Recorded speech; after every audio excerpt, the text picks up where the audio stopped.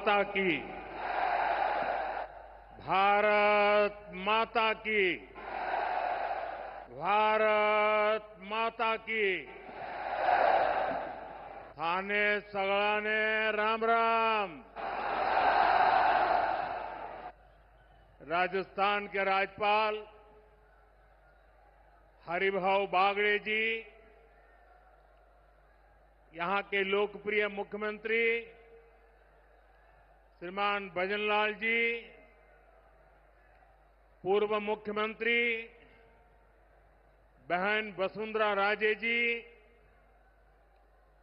केंद्रीय कैबिनेट के मेरे साथी अश्विनी वैष्णव जी, अर्जुन राम मेघवाल जी,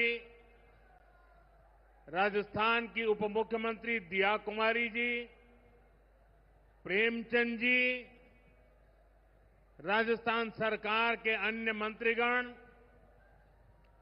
संसद में मेरे साथी मदन राठौड़ जी, अन्य सांसद और विधायकगण और मेरे प्यारे भाइयों और बहनों, आप सभी यहां इतनी विशाल संख्या में आए हैं और इतनी भयंकर गर्मी के बीच, और आज इस कार्यक्रम से देश के 18 राज्य और केंद्र शासित प्रदेशों से भी लाखों लोग ऑनलाइन आज यहां हमारे साथ जुड़े हैं। अनेक राज्यों के राज्यपाल, मुख्यमंत्री, लेफ्टिनेंट गवर्नर, अन्य जनप्रतिनिधि आज हमारे साथ हैं। मैं देश भर से जुड़े सभी महानुभावों का, जनता जनार्दन का अभिनंदन करता हूं। भाइयों और बहनों, मैं यहां पर करणी माता का आशीर्वाद लेकर आपके बीच आया हूं। करणी माता के आशीर्वाद से विकसित भारत बनाने का हमारा संकल्प और मजबूत हो रहा है। थोड़ी देर पहले विकास से जुड़ी 26,000 करोड़ रुपए की परियोजनाओं का यहां शिलान्यास और लोकार्पण हुआ है। मैं इन परियोजनाओं के लिए देशवासियों को, राजस्थान के मेरे भाई बहनों को बहुत बहुत बधाई देता हूं। साथियों, विकसित भारत बनाने के लिए आज देश में आधुनिक इंफ्रास्ट्रक्चर बनाने का बहुत बड़ा महायज्ञ चल रहा है। हमारे देश की सड़कें आधुनिक हो, हमारे देश के एयरपोर्ट आधुनिक हो, हमारे यहां रेल और रेलवे स्टेशन आधुनिक हो, इसके लिए पिछले 11 साल में अभूतपूर्व गति से काम किया गया है। आप कल्पना कर सकते हैं, इंफ्रास्ट्रक्चर के इन कामों पर देश पहले जितना पैसा खर्च करता था, आज उससे 6 गुना ज्यादा पैसा खर्च कर रहा है। 6 गुना ज्यादा। आज भारत में हो रहे इन विकास कार्यों को देखकर दुनिया भी हैरान है। आप उत्तर में जाएंगे तो चिनाब ब्रिज जैसा निर्माण देखकर लोग हैरान हैं। पूर्व की तरफ जाएंगे तो अरुणाचल की सेला टनल, असम का बोगीबिल ब्रिज आपका स्वागत करते हैं। पश्चिम भारत में आएंगे तो मुंबई में समंदर पर बना अटल सेतु नजर आएगा। सुदूर दक्षिण में देखेंगे तो पंबन ब्रिज मिलेगा, जो अपनी तरह का देश का पहला ब्रिज है। साथियों, आज भारत अपनी ट्रेनों के नेटवर्क को भी आधुनिक कर रहा है। ये वंदे भारत ट्रेनें, अमृत भारत ट्रेनें, नमो भारत ट्रेनें, ये देश की नई गति और नई प्रगति को दर्शाती है। अभी देश में करीब 70 रूट पर वंदे भारत ट्रेनें चल रही है। इससे दूर सुदूर के इलाकों में भी आधुनिक रेल पहुंची है। बीते 11 साल में सैकड़ों रोड ओवरब्रिज और रोड अंडरब्रिज का निर्माण किया गया है। 34,000 किलोमीटर से ज्यादा के नए रेल ट्रैक बिछाए गए हैं। अब ब्रॉडगेज लाइनों पर मानव रहित क्रॉसिंग, वो बात इतिहास बन चुकी है, खत्म हो चुकी है। हम मालगाड़ियों के लिए अलग से स्पेशल पटरियां, डेडिकेटेड फ्रेट कॉरिडोर का काम भी तेजी से पूरा कर रहे हैं। देश के पहले बुलेट ट्रेन प्रोजेक्ट पर काम चल रहा है और इन सबके साथ ही हम एक साथ देश के करीब 1300 से अधिक रेलवे स्टेशनों को भी आधुनिक बना रहे हैं। साथियों, आधुनिक हो रहे इन रेलवे स्टेशनों को देश ने अमृत भारत स्टेशन का नाम दिया है। आज इनमें से 100 से अधिक अमृत भारत स्टेशन बनकर के तैयार हो गए हैं। सोशल मीडिया पर भी लोग देख रहे हैं कि इन रेलवे स्टेशनों का पहले क्या हाल था और अब कैसे इनकी तस्वीर बदल गई है। साथियों, विकास भी, विरासत भी, इस मंत्र का इन अमृत भारत रेलवे स्टेशनों पर उसका नजारा साफ साफ दिखाई देता है। ये स्थानीय कला और संस्कृति के भी नए प्रतीक है। जैसे राजस्थान के मांडलगढ़ रेलवे स्टेशन पर महान राजस्थानी कला संस्कृति के दर्शन होंगी। बिहार के थावे स्टेशन पर मां थावे वाली के पावन मंदिर और मधुबनी चित्रकला को दर्शाया गया है। मध्य प्रदेश के ओरछा रेलवे स्टेशन पर आपको भगवान राम की आभा का एहसास होगा। श्रीरंगम स्टेशन का डिजाइन भगवान श्री रंगनाथ स्वामी जी के मंदिर से प्रेरित है।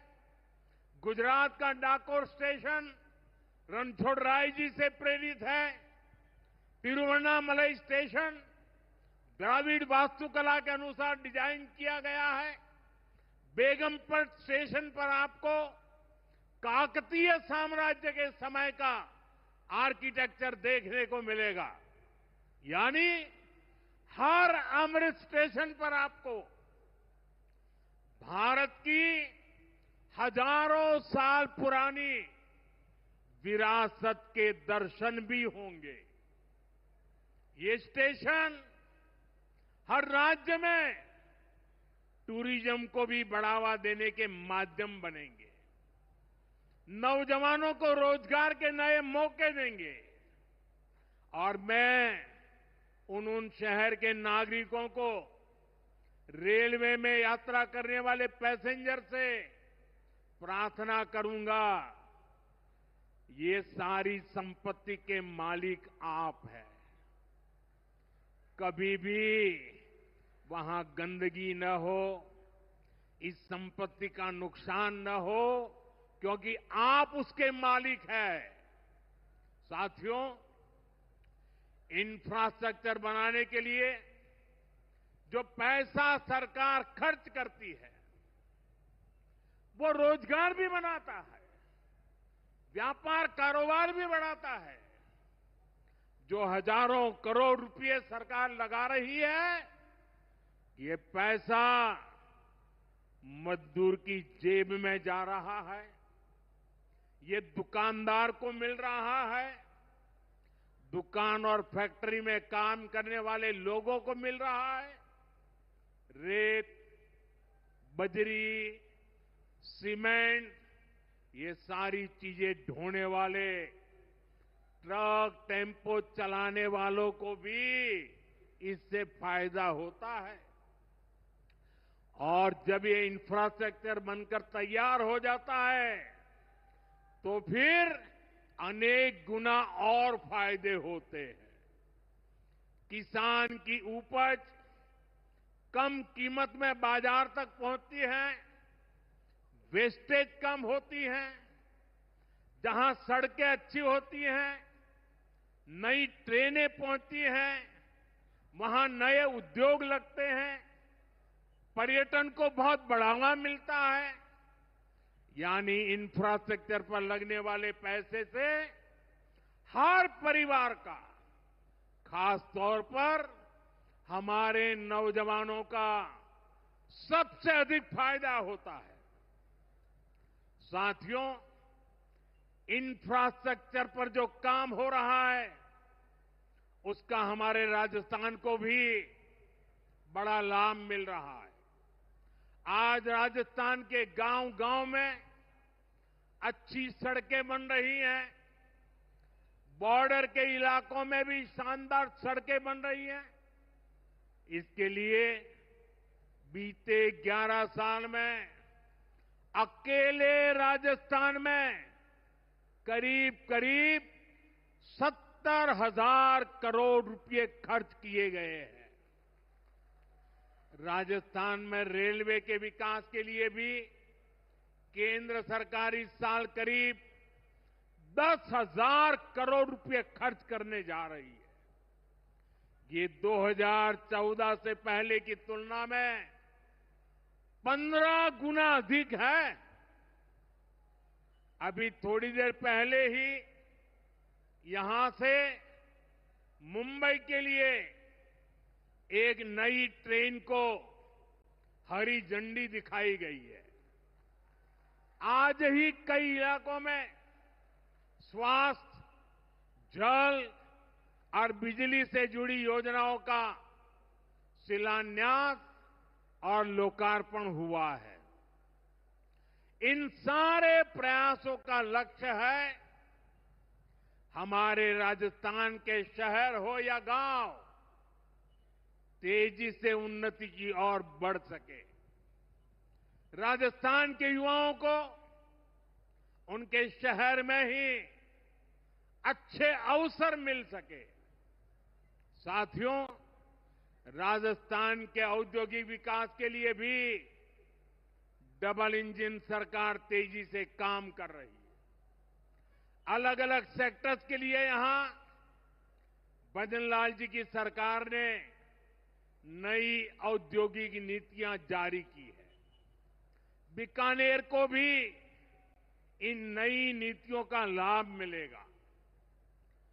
और आप तो जानते हैं जब बीकानेर की बात आती है तो बीकानेरी भुजिया का स्वाद,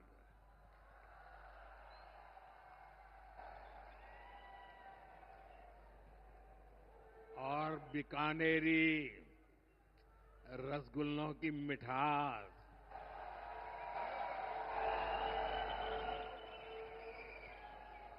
विश्व भर में अपनी पहचान बनाएगी भी और बढ़ाएगी भी।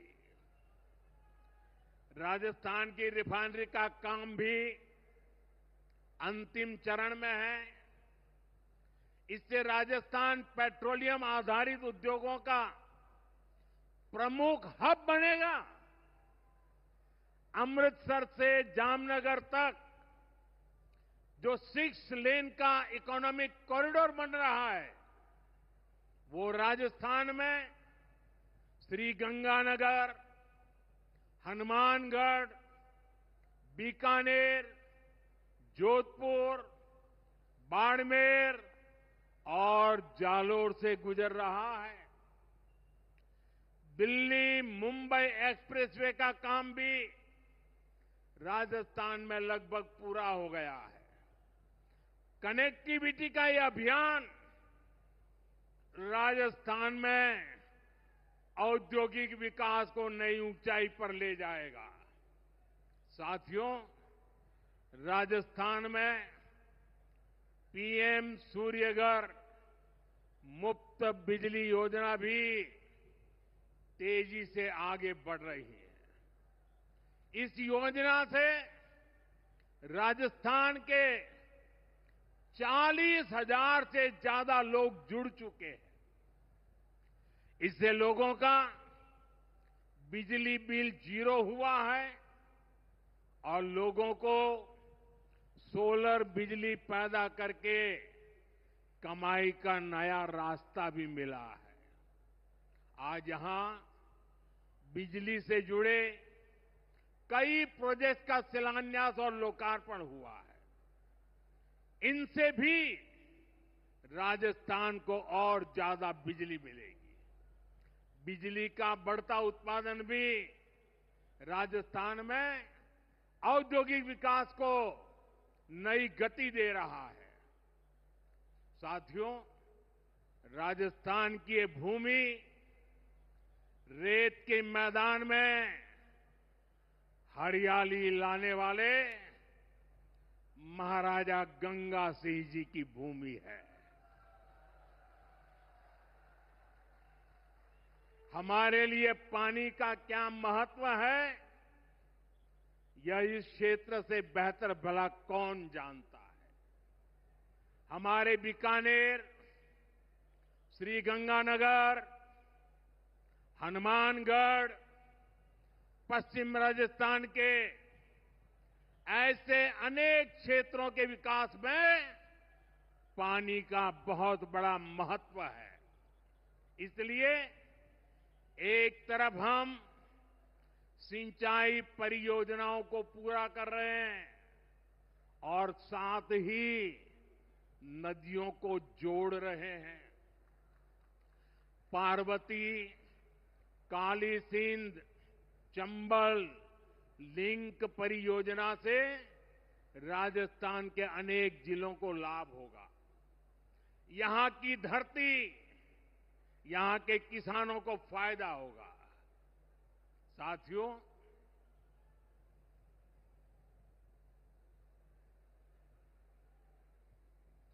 राजस्थान की ये वीर धरा हमें सिखाती है कि देश और देशवासियों से बड़ा और कुछ नहीं। 22 अप्रैल को आतंकवादियों ने धर्म पूछकर हमारी बहनों की मांग का सिंदूर उजाड़ दिया था।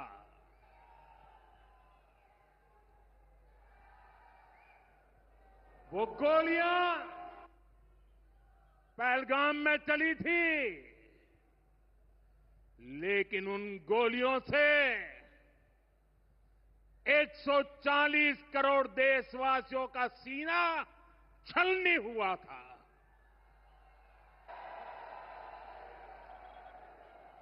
इसके बाद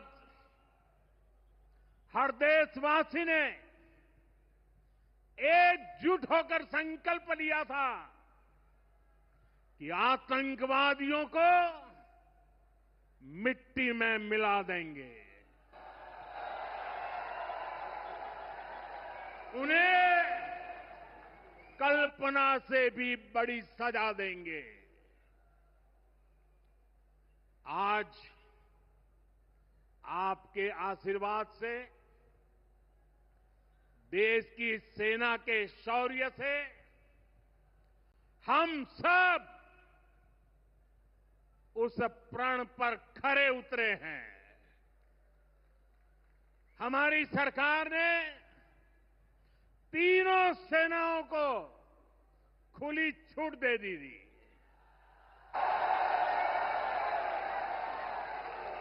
और तीनों सेनाओं ने मिलकर ऐसा चक्रव्यूह रचा कि पाकिस्तान को घुटने टेकने के लिए मजबूर कर दिया।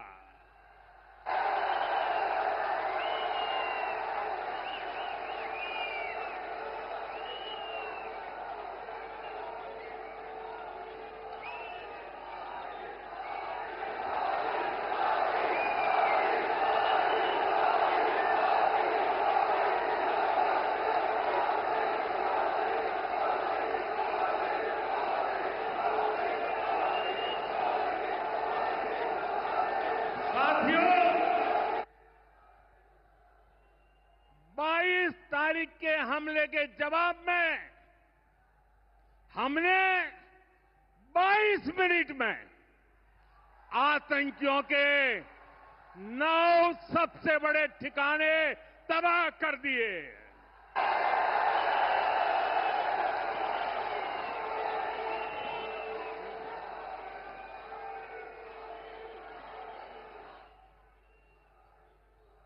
दुनिया ने और देश के दुश्मनों ने भी देख लिया कि जब सिंदूर बारूद बन जाता है तो नतीजा क्या होता है।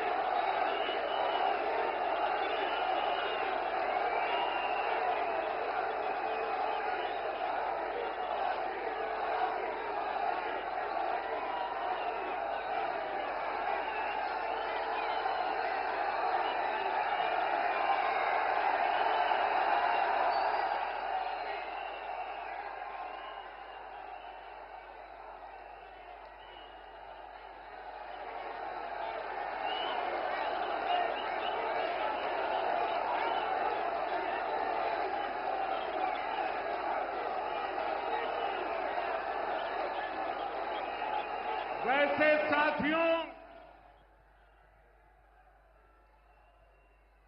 ये संयोग ही है। 5 साल पहले जब बालाकोट में देश ने एयर स्ट्राइक की थी, उसके बाद मेरी पहली जनसभा राजस्थान में ही सीमा पर हुई थी।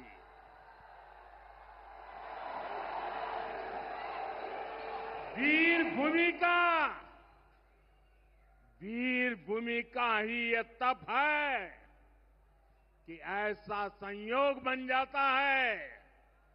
अब इस बार जब ऑपरेशन सिंदूर हुआ तो उसके बाद मेरी पहली जनसभा फिर यहां वीरभूमि राजस्थान की सीमा पर बीकानेर में आप सभी के बीच हो रही है।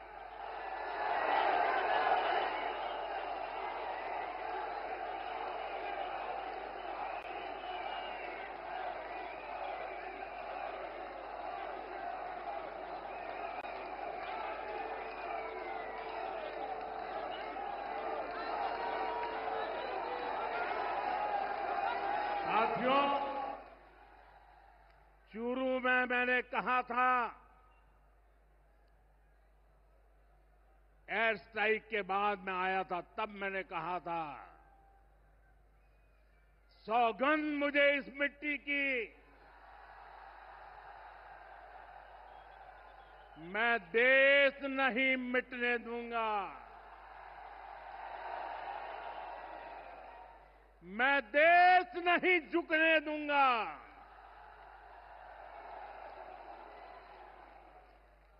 आज मैं राजस्थान की धरती से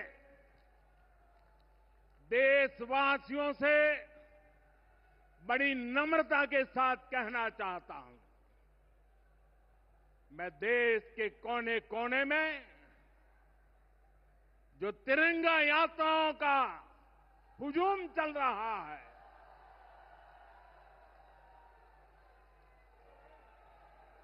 मैं देशवासियों से कहता हूं,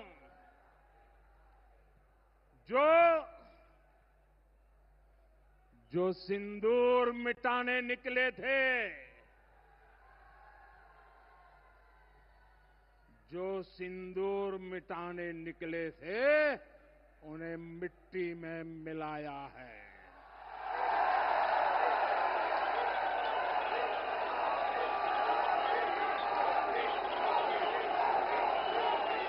जो हिंदुस्तान का लहू बहाते थे, जो हिंदुस्तान का लहू बहाते थे, आज कतरे कतरे का हिसाब चुकाया है।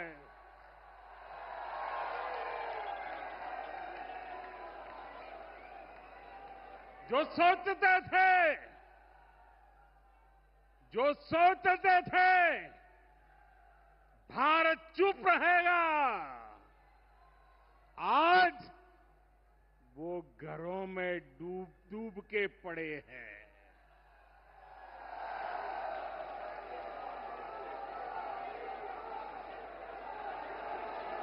जो अपने हथियारों पर घमंड करते थे, जो अपने हथियारों पर घमंड करते थे, आज वो मलबे के ढेर में दबे हुए हैं।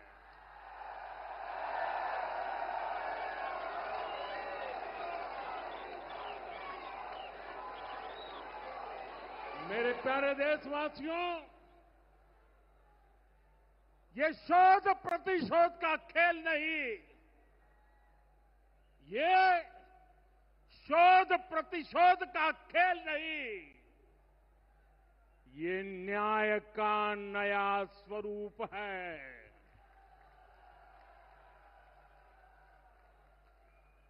ये न्याय का नया स्वरूप है। ये ऑपरेशन सिंदूर है।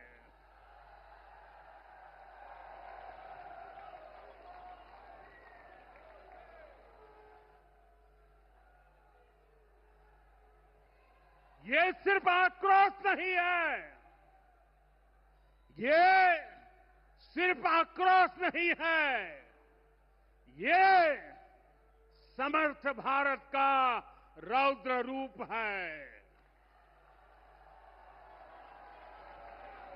ये भारत का नया स्वरूप है।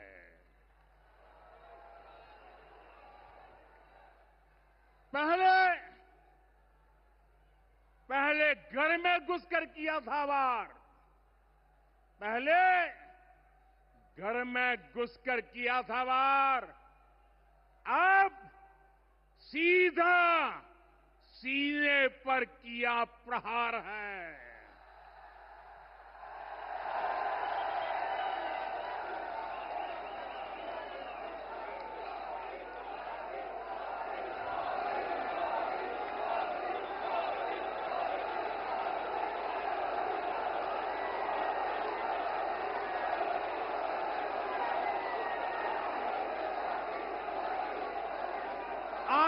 का फन कुचलने की, आतंक का फन कुचलने की यही नीति है, यही रीति है, यही भारत है, नया भारत है। बोले भारत माता की, भारत माता की, भारत माता की। साथियों, ऑपरेशन सिंदूर ने आतंकवाद से निपटने के 3 सूत्र तय कर दिए हैं। पहला, भारत पर आतंकी हमला हुआ तो करारा जवाब मिलेगा। समय हमारी सेनाएं तय करेगी, तरीका भी हमारी सेनाएं तय करेगी और शर्तें भी हमारी होगी। दूसरा, एटम बम की गीदड़ बप्तियों से भारत डरने वाला नहीं है। और तीसरा, हम आतंक के आकाओं और आतंकी सरपरस्त सरकार को अलग अलग नहीं देखेंगे,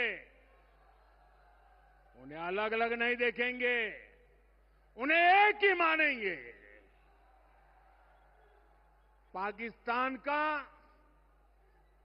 ये स्टेट और नॉन स्टेट एक्टर वाला खेल अब नहीं चलेगा। आपने देखा होगा, पूरी दुनिया में पाकिस्तान की पोल खोलने के लिए हमारे देश के 7 अलग अलग प्रतिनिधिमंडल पूरे विश्व भर में पहुंच रहे हैं। और इसमें देश के सभी राजनीतिक दलों के लोग हैं, विदेश नीति के जानकार हैं, गणमान्य नागरिक है। अब पाकिस्तान का असली चेहरा पूरी दुनिया को दिखाया जाएगा। साथियों, पाकिस्तान भारत से कभी सीधी लड़ाई जीत ही नहीं सकता।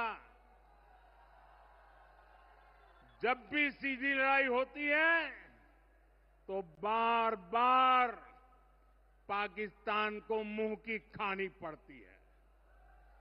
इसलिए पाकिस्तान ने आतंकवाद को भारत के खिलाफ लड़ाई का हथियार बनाया है।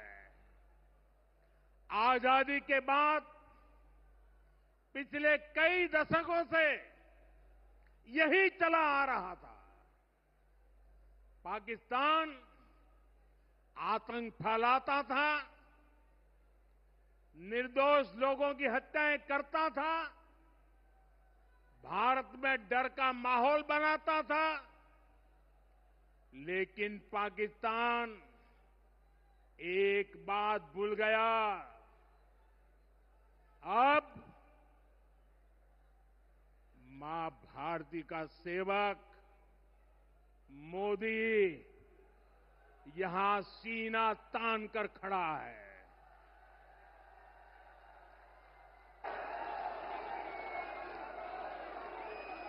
मोदी का दिमाग ठंडा है, ठंडा रहता है,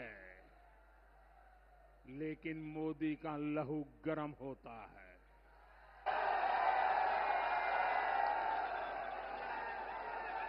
और अब तो मोदी की नसों में लहू नहीं, गरम सिंदूर बह रहा है।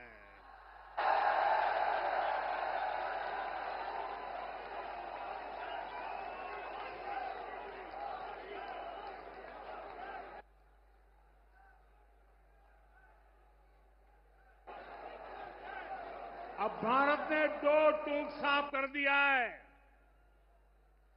हर आतंकी हमले की पाकिस्तान को भारी कीमत चुकानी पड़ेगी और ये कीमत पाकिस्तान की सेना चुकाएगी, पाकिस्तान की अर्थव्यवस्था चुकाएगी। साथियों, जब मैं दिल्ली से यहां आया तो बीकानेर के नाल एयरपोर्ट पर उतरा। पाकिस्तान ने इस एयरबेस को भी निशाना बनाने की कोशिश की थी, लेकिन वो इस एयरबेस को रत्ती भर भी नुकसान नहीं पहुंचा पाया।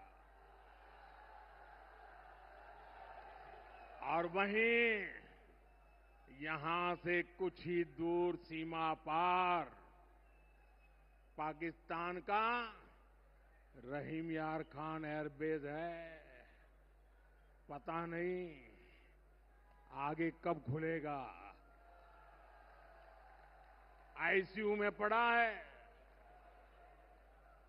भारत की सेना के अचूक प्रहार ने इस एयरबेस को तहस नहस कर दिया है।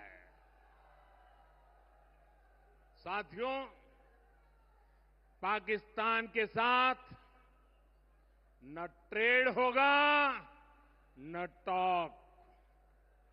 अगर बात होगी तो सिर्फ पाकिस्तान के कब्जे वाले कश्मीर की, पीओके की। और अगर पाकिस्तान ने आतंकियों को एक्सपोर्ट करना जारी रखा तो उसको पाई पाई के लिए मोहताज होना होगा। पाकिस्तान को भारत के हक का पानी नहीं मिलेगा। भारतीयों के खून से खेलना पाकिस्तान को महंगा पड़ेगा। ये भारत का संकल्प है और दुनिया की कोई ताकत हमें इस संकल्प से डिगा नहीं सकती है। भाइयों और बहनों, विकसित भारत के निर्माण के लिए सुरक्षा और समृद्धि दोनों जरूरी है। ये तभी संभव है जब भारत का कोना कोना मजबूत होगा। आज का ये कार्यक्रम भारत के संतुलित विकास का, भारत के तेज विकास का उत्तम उदाहरण है। मैं एक बार फिर इस वीर धरा से सभी देशवासियों को बधाई देता हूं।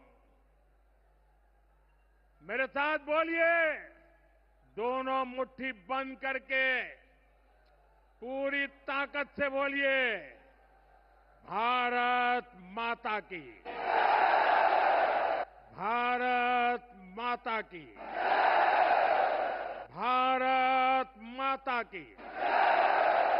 वंदे वंदे वंदे वंदे वंदे वंदे वंदे वंदे वंदे वंदे